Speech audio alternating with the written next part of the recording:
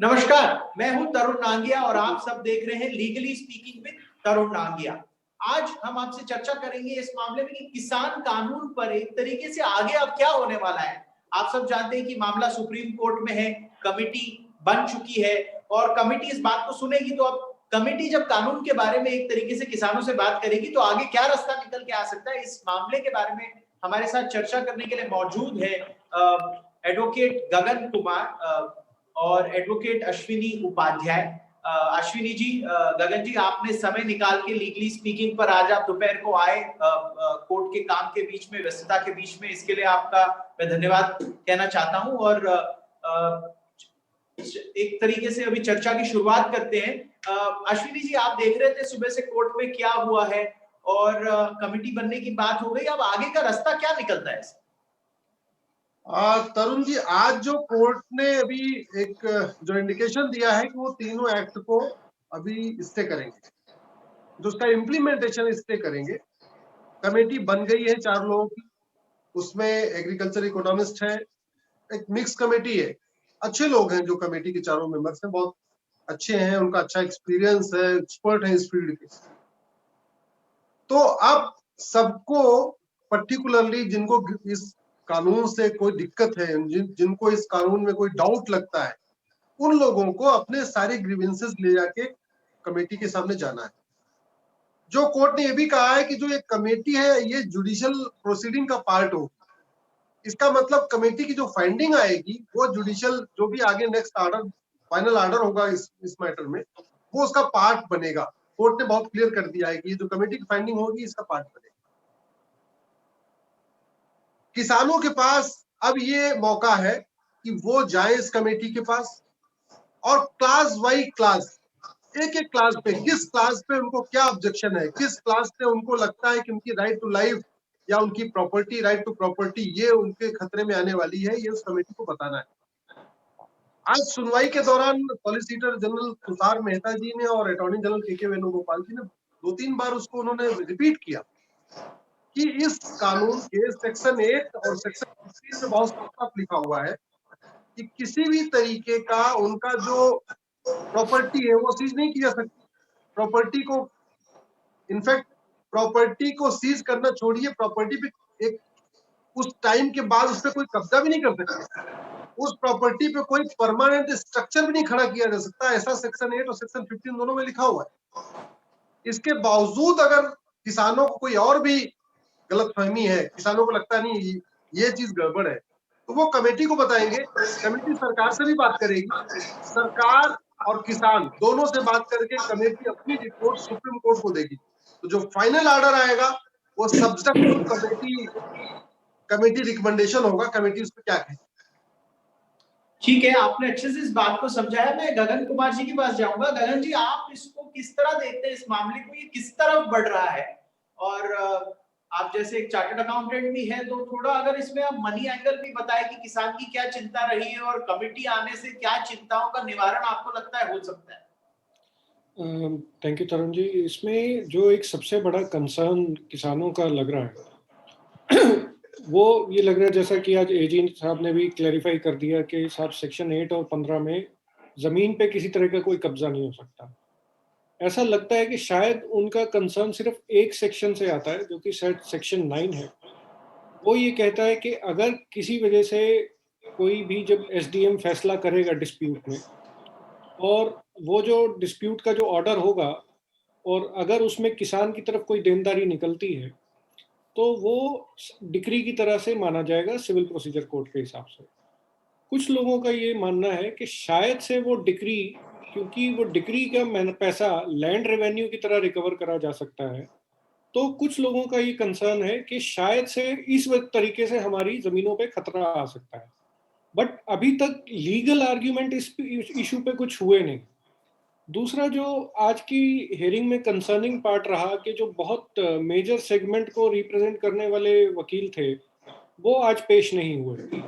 तो अब सवाल ये उठेगा कि क्या कोर्ट का जो इंटरिम ऑर्डर आया भी है या आएगा, तो क्या किसान उसको सही रूप में मान लेंगे कि नहीं। इसमें मैं एक और बात बोलना चाहूँगा कि हमने जब आज़ादी ली, तो प्राइमरी पर्पस आज़ादी का ये था कि साहब रूल ऑफ लॉ होना चाहिए, कि कानून का राज चलेगा, किसी की नहीं चलेगी। और कानून में सिस्टम बनाए गए कि अगर आपकी पॉलिटिकल बैटल है तो पॉलिटिकल रिप्रेजेंटेटिव आपको करेगा, और अगर आपकी लीगल बैटल है तो कोई वकील आपको रिप्रेजेंट करेगा। On a lighter note, even भगवान राम को वकील अपॉइंट करना पड़ा था।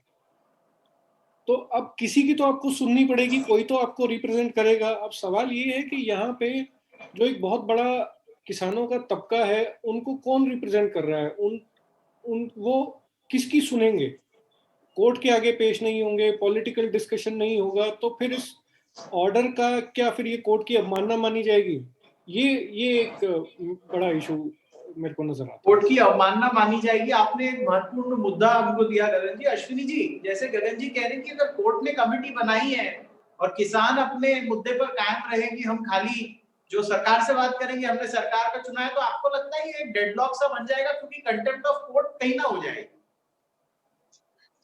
देखिए, मैंने आपको मैं इसको, चूंकि आपका शो लीगली स्पीकिंग है, बहुत सीधी सी बात है। अगर इस कानून में कोई ऐसा क्लॉज है जो आपके आर्टिकल 14, 15, 21 या किसी भी फंडामेंटल राइट को वायलेट कर रहा है, तो किसानों को सीधे चैलेंज कर देना चाहिए उसको। किसान यूनियन ने, किसी भी किसान यूनियन ने किसी भी क्लॉज को, किसी भी कानून के किसी एक भी धारा को चैलेंज नहीं किया जी। और फिर कहते नहीं हमारे खिलाफ है। तो ये दो चीजें बिल्कुल अलग अलग है। अगर कानून को आप चैलेंज नहीं कर रहे हो तो कहते हैं मनोम स्वीकार लक्षणम, इसका मतलब आप कानून को एक्सेप्ट कर रहे हैं। पार्लियामेंट का बनाया हुआ कानून वो एक एक आदमी से पूछ के नहीं किया जाता। वो ऐसा थोड़ी कि अश्विनी उपाध्याय से पूछेंगे, तरुण से भी पूछेंगे, सबसे पूछेंगे। एक मोटा मोटा कंसेंसस हुआ, उन्होंने कानून बना दिया। अगर अश्विनी उपाध्याय उस कानून को जाके कोर्ट में चैलेंज नहीं कर रहे, उस कानून के किसी एक धारा को, दो धारा को, तीन धारा को, ये माना जाएगा कि मुझे वो कानून एक्सेप्ट है। किसानों ने किसी भी कानून को चैलेंज नहीं किया। लेकिन ये कह रहे हैं बात भी नहीं करेंगे, सरकार से बात भी नहीं करेंगे। सरकार पूछ रही है किस धारा में कौन सी कमी है, वो भी नहीं बताएंगे। सुप्रीम कोर्ट में कानून को चैलेंज नहीं करेंगे और कहेंगे कानून को वापस ले लो। तो ये मुझे लगता है कुछ ज्यादा ही हो गया। ये तो ऐसे लगता है कुछ ज्यादा ही हो गया। दूसरी बात मैं एक जरूर कहना चाहूंगा तरुण, हमारे देश में तीन तरीके के किसान होते हैं। एक हिंदी कहते हैं सीमांत किसान। सीमांत किसान मतलब जिसके पास 1 बीघे 1.5 बीघे खेत होता है, उसी में थोड़ा सब्जी पैदा कर लेता है, आलू गोभी मटर पालक पैदा करता है, उसको बेचता है, अपना घर चलाता है। फिर दूसरा होता है लघु, स्मॉल एग्रीकल्चरिस्ट, मतलब 1 बीघे से लेके 1 एकड़ से लेके 5 एकड़ के बीच। वो क्या करता है कि सब्जी के अलावा थोड़ा गेहूं पैदा कर लेता है, थोड़ा धान, थोड़ा दाल। एक बीघे में ये पैदा कर लिया, 1 बीघे में गेहूं, 1 बीघे में धान, 1 बीघे में मटर चना, ऐसे थोड़ा थोड़ा करके पैदा करता है। फिर होता है मेन बड़े, जिनके पास 100 एकड़, 200 एकड़, 300 एकड़, ऐसे इनके पास जमीनें हैं।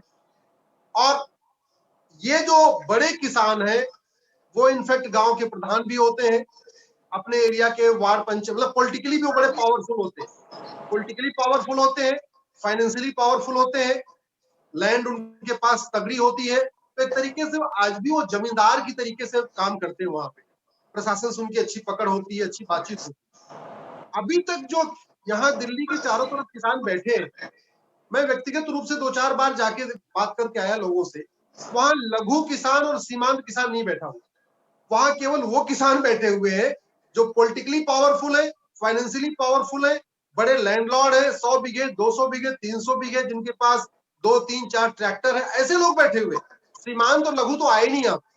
तो जो इतने बड़े पावरफुल किसान है, ये समझ से परे है, जिनके पास पैसा भी है, वकीलों से संपर्क भी है, नेताओं से संपर्क भी है, वो इस कानून को सुप्रीम कोर्ट में क्यों नहीं चैलेंज कर रहे हैं? अगर इस कानून में कोई कमी, आपकी बात में एक तरीके से पॉइंट है कि किसान कोर्ट में क्यों नहीं चैलेंज कर रहे? अगर इनके पास इतने सक्षम है और पैसे वाले भी हैं, तो वकील और एक तरीके से लॉ की नॉलेज जरूर होगी। ऐसा नहीं है अगर आप सक्षम है तो आपके पास ये देश में नहीं होगा ऐसा।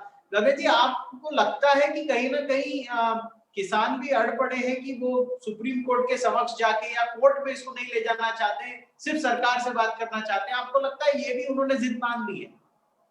देखिए, अभी कोई भी कानून अगर खारिज होगा तो वो दो तरीके से हो सकता है। पहली बात तो वो कानून बन चुका है, अब वो खारिज दो ही तरीके से हो सकता है। या तो सुप्रीम कोर्ट बोल दे कि साहब ये अनकॉन्स्टिट्यूशनल है, असंवैधानिक है, या पॉलिटिकल ब्रास इसे कोई पार्लियामेंट में लाए और रिपील करें। तीसरा तो कोई तरीका है नहीं। तो अगर इन दोनों तरीकों में से जाना है तो आपको या तो अपने वकील साहब को खड़ा करना पड़ेगा कोर्ट में, जो वो जिरह करें कि साहब ये इस वजह से ये गैर कानूनी कानून है और ये असंवैधानिक है और ये टिकना नहीं चाहिए। दूसरा तरीका ये है कि जिन पॉलिटिकल लीडर्स को आपने चुन के पार्लियामेंट में भेजा है वो एक या तो अमेंडमेंट लाए या रिपील के लिए कोई बिल करें। अभी तक जहां तक मैंने देखा है कोई भी पॉलिटिकल पार्टी ने खुल करके इसका विरोध नहीं करा है, और उसकी वजह ये रही है कि सबके मैनिफेस्टो में ये बहुत सालों से था। तो सवाल ये है कि अब कानून बन चुका है, पॉलिटिकल तरीके से वो रिवर्स नहीं हो रहा है, लीगल तरीके से वो एड्रेस नहीं हो रहा है, तो सिर्फ सड़क पे बैठने से, इनफैक्ट किसानों को खुद सोचना चाहिए कि अगर वो कानून खारिज कराना भी चाहते हैं तो उसका एक ड्यू प्रोसेस है, उसी प्रोसेस को फॉलो करना पड़ेगा। खाली सड़क पे बैठ के वो अपनी आपको रिस्क में डाल रहे हैं, अपना ही नुकसान कर रहे हैं, कोई फायदा नहीं होगा उससे। अगर आज जब तक पार्लियामेंट सेशन नहीं बैठेगा, कोई पॉलिटिकल पार्टी या कोई पॉलिटिकल मेंबर, पार्लियामेंट मेंबर उसे बिल टेबल पे नहीं लाएगा रिपील करने के लिए, तो कैसे होगा? इस तरफ कोई काम हो रहा है, कोई पॉलिटिकल लीडर काम कर रहा है, वो किसी की जानकारी में नहीं है। कोई वकील जो आज भी मेरे हिसाब से कोई पेश नहीं हुआ, तो ये कैसे होगा? ये तो बेकार का फिर झगड़ा बन जाएगा और बेकार का सिर्फ हंगामा है, उससे कुछ अचीव नहीं होगा। तो मेरी तो ये सलाह रहेगी कि अगर आप सही मायने में इसे रिपील कराना चाहते हैं तो जो ड्यू प्रोसेस के स्टेप्स हैं वो लिए जाए, और कोई तरीका नहीं है इसका। तो बेसिकली सिर्फ रास्ते पे बैठने से कुछ होगा नहीं, या तो आप कमेटी के समक्ष अपने पॉइंट्स रखिए या अपने मेंबर ऑफ पार्लियामेंट के थ्रू कोई एक तरीके से मोशन लाइए। ऐसा नहीं होगा कि सिर्फ रास्ते पे बैठ के आप जिद बनाए रखेंगे सरकार इसको स्क्रैप कर दे। मैं आपको एक एग्जांपल देता हूं। आज एक डीएमके की किसान यूनियन थी, वो भी इसमें मैटर में थी। डीएमके एक सीनियर एडवोकेट है मिस्टर विल्सन, सुप्रीम कोर्ट में प्रैक्टिस करते हैं, Tamil Nadu Chennai high court, Tamil Nadu high court में प्रैक्टिस करते हैं, मद्रास हाई कोर्ट। आज वो पूरी बहस कर रहे थे, लेकिन उन्होंने सोचिए, वो मेंबर ऑफ पार्लियामेंट भी है, सुप्रीम कोर्ट के वकील है, पूरी पूरी बातें कर गए, लेकिन उन्होंने एक भी बार ना सुप्रीम कोर्ट में चैलेंज किया इसको ये एक्ट अनकॉन्स्टिट्यूशनल है, या न ये बताया कि किस आर्टिकल का वायलेशन हो रहा है इससे, और न as a member of parliament उन्होंने कोई प्राइवेट मेंबर बिल लाने की भी घोषणा किया, यहाँ हम एक प्राइवेट मेंबर बिल लाएंगे इसको रिपील करने की। इसी तरीके से जैसे कि जो पार्टियां इसके कानून का विरोध कर रही हैं, ये किसान भाइयों को समझने की जरूरत है कैसे उनको धोखा हो जाए, उनके साथ धोखा किया जाए।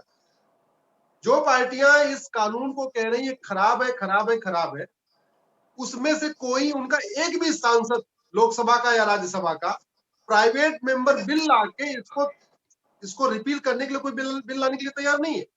और जहां तक बात यह है, कांग्रेस के घोषणा में बहुत पहले से था ये, पंजाब में ऑलरेडी कॉन्ट्रैक्ट फार्मिंग चल रही है, राजस्थान के भी कुछ एरिया में कॉन्ट्रैक्ट फार्मिंग हो रही है, महाराष्ट्र में कॉन्ट्रैक्ट फार्मिंग हो रही है। तो जहां पे इशू ये है कि कानून में आप कभी बता नहीं रहे, प्राइवेट मेंबर बिल, जैसे मेरे फ्रेंड ने कहा, गगन जी ने, प्राइवेट मेंबर बिल आप ला नहीं रहे, उसको रिपील कर, कोर्ट में आप चैलेंज नहीं कर रहे हो, और कमी आप बता भी नहीं रहे हो, बस इतना कह रहे हो कि हमारी खेती जाएगी, हमारा खेत जाएगा। अरे भैया, सेक्शन 8 बहुत स्पष्ट है कि खेत जाना तो छोड़ दीजिए, आपकी खेती छोड़िए, आपके खेत में वो एक पंपिंग सेट नहीं लगा सकते, एक वहां पे 2 पिलर भी नहीं बना सकते, बहुत स्पष्ट किया हुआ है कि कोई परमानेंट स्ट्रक्चर भी नहीं खड़ा कर सकते। अगर उनको स्ट्रक्चर डालना है तो टेम्परेरी कोई टीन सेट डाल सकते हैं कि लोहे का वो कहते नहीं, लोहे का जो टेम्परेरी शेड बनता है वही कर सकते हैं, एक परमानेंट वहां पे स्ट्रक्चर नहीं खड़ा हो सकता, तो फिर जमीन कैसे चली जाएगी? आपका पॉइंट एक तरीके से आपने स्पष्टता से एक्सप्लेन कर दिया कि जो प्राइवेट एक तरीके से बायर है वो किस तरह जो राइट्स हैं किसानों के जो हक है उस पर आहत नहीं कर सकते। गगन जी, आप भी इस बात से ताल्लुक रखते हैं जो अश्विनी जी ने कही, आपका कोई इस पे अलग ओपिनियन? नहीं, देखिए, मेरा ये कहना है कि कुछ कंसर्न्स हैं उनके, अब वो ठीक कंसर्न है, गलत कंसर्न है, वो नहीं अभी उसमें जा सकते, लेकिन जो भी कंसर्न है, अगर कोई कानून आ चुका है तो या तो वो अब अमेंड हो सकता है, और अगर वो चाहते हैं कि रिपील भी हो तो रिपील का भी अपना एक प्रोसेस है, तो उस प्रोसेस को फॉलो करें। ये सड़क पे बैठ के कुछ फायदा नहीं हो रहा, वो पर अपनी गगन सेहत का जी, ये किसान कह रहे हम कमेटी के सामने जाएंगे नहीं, पर इससे तो फिर क्राइसिस पैदा हो जाएगा ना कि कोर्ट के ऑर्डर को एक तरीके से ना मानने की स्थिति में अगर किसान आ गए कि हम कमेटी के सामने नहीं जाएंगे तो ये तो गलत बात हो जाएगी। नहीं, इससे तरुण बिल्कुल, इससे फिर बिल्कुल ये पूरा आंदोलन एक्सपोज हो जाएगा। इसके बाद तो ये पूरा आंदोलन ही एक्सपोज हो जाएगा। आप सरकार कह रही है क्लास वाइज क्लास बताओ, आप कौन सी धारा में क्या कमी बताओ, हम अमेंड करेंगे, आप नहीं बता रहे हो। एमएसपी वाले इश्यू पे सरकार ने कह दिया कि एक कभी एमएसपी आपकी नहीं खत्म होने वाली, एमएसपी चलती रहेगी, मंडियां चलती रहेगी, सरकार लिख के देने के लिए तैयार है। तो अगर सरकार केवल कानून को खत्म करने, ये कुछ किसान जो कह रहे हैं कानून ही खत्म करो, दूसरा कोई तरीका नहीं है। और फिर आज जैसा कि जो उनके 3 यूनियन थे, उनके वकील आज नहीं आए, मिस्टर प्रशांत भूषण नहीं आए, दुष्यंत दवे नहीं आए, मिस्टर कोलिन गोंजाल्विस नहीं आए। तो ये जो आए नहीं, इसका मतलब इसको तो हम दूसरे तरीके से कहेंगे, आपने कोर्ट का बाइकआउट किया। आप कोर्ट का बाइकआउट कर रहे हो, आप सरकार का बाइकआउट कर रहे हो। तो ऐसे सड़क जाम करके न कानून बन सकता है, न कानून खत्म किया सकता है। गगन जी, आपका क्या कहना है इस बारे में जो अश्विनी जी ने कहा? जी, मैं वही शुरू में जो मैंने बोला, रूल ऑफ लॉ, यहाँ किसी का कानून, किसी का राज नहीं चलता, सिर्फ कॉन्स्टिट्यूशन का राज चलता है। जी। और कॉन्स्टिट्यूशन ने 2 इंस्टीट्यूशन बना रखे हैं, एक लॉ मेकर है, एक जुडिशरी है। अब कहीं तो आपको जाना पड़ेगा, आप जुडिशरी भी नहीं जाएंगे, आप लॉ मेकर के पास भी नहीं जाएंगे, तो ये लॉ रिपील नहीं हो सकता। अगर सही मायने में वो रिपील कराना चाहते हैं तो यही 2 रास्ते हैं, तीसरा मेरी समझ से कोई रास्ता नहीं। और गगन जी एक बात बताइए, किसान जैसे काफी जगह पर बैठे हैं, इनकी एक कमेटी है और एक कमेटी जो है सुप्रीम कोर्ट अपॉइंटेड है, तो किसकी बात सुने? क्या किसानों को भी कोई नुमाइंदा रखना पड़ेगा कि ये 4 या 6 लोग हमारी तरफ से चर्चा करेंगे? क्योंकि 25-100 लोग तो नहीं जा सकते फिर मुझे। बिल्कुल, और जैसा आज सुप्रीम कोर्ट ने क्लैरिफाई करा कि ये कमेटी जो है ये जुडिशियल प्रोसीडिंग का हिस्सा होगी, तो बेसिकली कि जो भी उस कमेटी में होगा वो एक तरीके से कोर्ट प्रोसीडिंग का हिस्सा होगा। तो इन अ वे आप कोर्ट के सामने अपनी बात रख रहे हैं, तो वो एक जुडिशियल वे फॉलो करना होगा।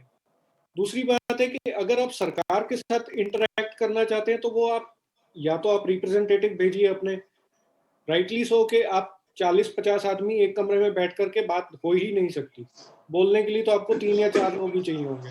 तो इन एनीवेज आपको अपने रिप्रेजेंटेटिव तो अपॉइंट करने ही पड़ेंगे, चाहे वो अब आप पॉलिटिकल रिप्रेजेंटेटिव के थ्रू जाइए या अपनी कमेटी मेंबर्स के थ्रू सरकार को अप्रोच कीजिए या अपने रिस्पेक्टिव मेंबर ऑफ पार्लियामेंट को प्रेशर डालिए और उनसे कहिए कि साथ प्राइवेट बिल लाएं और संसद में कुछ बात करें। बजट सेशन आने वाला है, अगर वाकई कुछ करना चाह रहे हैं तो पॉलिटिकल तरीके से करें, लीगल तरीके से करना है तो सुप्रीम कोर्ट के आगे दरवाजा खुला ही हुआ है। इससे अलावा तीसरा कोई रास्ता है नहीं। और जैसा अश्विनी जी ने कहा कि एक्चुअली अब अगर वो कुछ नहीं एक्शन ले रहे तो फिर ये लगता है, फिर वो मोटिवेटेड आंदोलन लगता है। अगर वो सीरियस है और अगर वो जेन्युइन कंसर्न है तो फिर उनको इन्हीं 2 तरीकों में से कोई तरीका अडॉप्ट करना चाहिए। अदरवाइज ये सिर्फ लगता है कि सिर्फ एक अट्रैक्शन लेने के लिए और अटेंशन सीकर नहीं बनना चाहिए उनको। बहुत आपकी ही बात सही है अश्विनी जी। अगर किसान सपोज ये रुक लेते हैं कि कमेटी के सामने उनको नहीं जाना है और पॉलिटिकली सुलझाना है, तो आपको लगता है अभी कोई वे आउट है? क्योंकि अगर आप देखें तो सुप्रीम कोर्ट ने तो कमेटी बना दी है, तो अभी कोई और इसमें और कोई तरीके से ये सुलझ तो नहीं सकता ना। देखिए, जिस तरीके से उन्होंने कुछ एक वकीलों को चुना सुप्रीम कोर्ट में, मैं किसी वकील का नाम नहीं लेना चाह रहा हूँ, लेकिन जो एक पर्टिकुलर एक कुछ वकीलों को चुना, उसी से समझ में आ रहा है कि किसान इस आंदोलन का कोई जो मतलब समाधान चाहते ही नहीं। अगर वो समाधान चाहते होते तो ऐसे वकील चुनते जो उनकी बात को अच्छी तरीके से रखते, बिना अपने उसमें कोई मिक्सिंग किए हुए। ऐसे वकील चुनते जो सब्जेक्ट के एक्सपर्ट होते, एग्रीकल्चर लॉ के एक्सपर्ट होते और लीगली उस चीज को रखते। उसमें कोई पॉलिटिकल मोटिव उनका नहीं होता, उनका कोई खुन्नस नहीं होती या उनका कोई किसी से प्रेम, किसी से विरोध नहीं होता। तो वकील भी एक पर्टिकुलर मैंने देखा कि एक सेट करके लिए हुए हैं जो उनके वकील अभी तक जो आए। और आज तो वकील आए ही नहीं, तो एक तरीके से आज तो उन्होंने कोर्ट का बाइकआउट कर दिया। एक तरीके से सुप्रीम कोर्ट का बाइकआउट ही कहेंगे उसको, और क्या। जब आ ही नहीं रहे आप, कोर्ट आपको सुनने के लिए तैयार बैठा हुआ है, court day to day hearing पे तैयार हो रखा है। 2 दिन पहले सुना, आज फिर कोर्ट सुनने के लिए तैयार हो गया। तो अभी खबर आई है कि सुप्रीम कोर्ट ने जो स्टे लगा दिया है फार्म लॉस पे, तो स्टे तो लग गया है, अब कमेटी इसको सुनेगी। कितने महीने लग सकते हैं आपको लगता है ये प्रक्रिया पूरे होने में? नहीं, मैं एक चीज आपको बताऊं कि कोर्ट ने कमेटी बना दिया है और इस कानून में ऐसा कोई बहुत लेंदी काम नहीं है, कोई कॉन्स्टिट्यूशन का इंटरप्रिटेशन नहीं होना है जहां बहुत दुनिया भर के जजमेंट साइड करने हो, नेशनल इंटरनेशनल लॉ देखना हो, ऐसा कुछ नहीं है। सिंपल सा उनको 2-3 क्लॉजेस हैं जहां उनको लगता है कि ये उनका फुलफिल नहीं कर पाएगा। अगर अब वो कमेटी के सामने रखेंगे, कमेटी को अगर लगेगा कि नहीं कुछ और क्लैरिटी की जरूरत है, वो कमेटी रिकमेंड कर देगी। देखिए कोर्ट के पास एक पावर तो तरुण है ही है कि जहां कानून में कुछ चीजें ऐसी हो जो थोड़ा गैप है, थोड़ा वैक्यूम है, जैसे कुछ चीजें में क्लैरिफिकेशन नहीं है, तो सुप्रीम कोर्ट अपने उस पावर को यूज करके, जो उसके पास एक इनहेरेंट पावर है, प्लेनरी पावर है, उसको वो क्लैरिफाई कर सकता है। और नहीं तो अगर कमेटी कहती कि नहीं ये कानून ही खराब है, तो निश्चित रूप से फिर तो क्योंकि ये कमेटी की जो प्रोसीडिंग है अपने ये जुडिशियल प्रोसीडिंग का पार्ट है, तो फिर तो सुप्रीम कोर्ट इसकी वैलिडिटी टेस्ट करेगा। फिर तो तीनों कानूनी की वैलिडिटी टेस्ट हो जाएगी, फिर उसमें बहस शुरू हो जाएगी कि ये कैसे किस फंडामेंटल राइट के खिलाफ है, फिर उसकी वैलिडिटी टेस्ट होगी। लेकिन मुझे लगता है कि महीने भर ज्यादा नहीं चलना चाहिए। अगर किसानों ने पूरा कोऑपरेट किया तो सरकार तो, जैसा आज भी कोर्ट में थी, सरकार तो कोऑपरेट करने के लिए तैयार है। सरकार ने इनफैक्ट कमेटी का भी विरोध नहीं किया, उन्होंने कोई विरोध नहीं किया। सरकार ने स्टे का विरोध किया है। वो इसलिए विरोध किया कि बहुत सारे जगह कांटेक्ट हो चुके हैं। करीब जो गवर्नमेंट ने बताया कि 20,000 से ज्यादा किसानों ने ऑलरेडी कांटेक्ट कर लिया है। तो अगर ये कानून स्टे हो जाएगा तो जो उनका कांटेक्ट हो गया, जो उनको फायदे होने वाले, उनका नुकसान भी तो होगा ना। ये दिक्कत आएगी। इसलिए मुझे लगता है कि चूंकि इस कानून से बहुत किसानों का फायदा होना है, बहुत सारे लोगों का कांटेक्ट हो चुका है, तो सरकार नहीं चाहेगी कि ये मामला लंबा खींचे। सुप्रीम कोर्ट भी नहीं चाहता ये लंबा खींचे। अब टोटल जो ओनस है वो सरकार, ये किसानों के पास है, तो कितना जल्दी कमेटी को मिलके अपनी बात रख देते। ओके, गगन जी आपका कमेंट इसके बाद समय समाप्त। देखिए इसका अल्टीमेटली हल तो पॉलिटिकल ही निकलेगा, और लीगल हल अगर निकल भी गया और अगर कोई मानेगा नहीं तो फायदा नहीं होगा, तो अल्टीमेटली पॉलिटिकल हल होगा। और पॉलिटिकल हल एक ही तरीके से हो सकता है कि कुछ गिव एंड टेक होगा, कुछ सब्सिडी सरकार ऑफर करेगी स्टेट गवर्नमेंट्स के थ्रू, कुछ किसानों तक और डायरेक्ट सब्सिडी पहुंचाने का तरीका निकलेगा, और कुछ किसानों को जो फायदा पहुंचेगा तो शायद से वो एक जो उनका और जो दूसरे कुछ कंसर्न्स हैं उनके लेजिस्लेशन को लेकर के, वो एड्रेस करके कुछ अगर अमेंडमेंट जरूरी होगी तो वो कर दी जाए, और तो इसका कोई चारा है नहीं। तो आई थिंक यही एक वे फॉरवर्ड रहेगा, इसी तरीके से इसको खत्म करना। आज आप दोनों लीगली स्पीकिंग पर आए, लोगों को काफी एक तरीके से ये मुद्दे पर क्लैरिटी मिली होगी। अश्विनी जी और गगन जी, आपने जिस तरह इसको एकदम सटीक रूप से समझाया, आपका लीगली स्पीकिंग में आने के लिए मैं शुक्रिया अदा करना चाहता हूं, और जो लोग हमारे से जुड़े इस कार्यक्रम में, सारे जिन्होंने इस कार्यक्रम को देखा, बहुत बहुत धन्यवाद। बहुत बहुत धन्यवाद।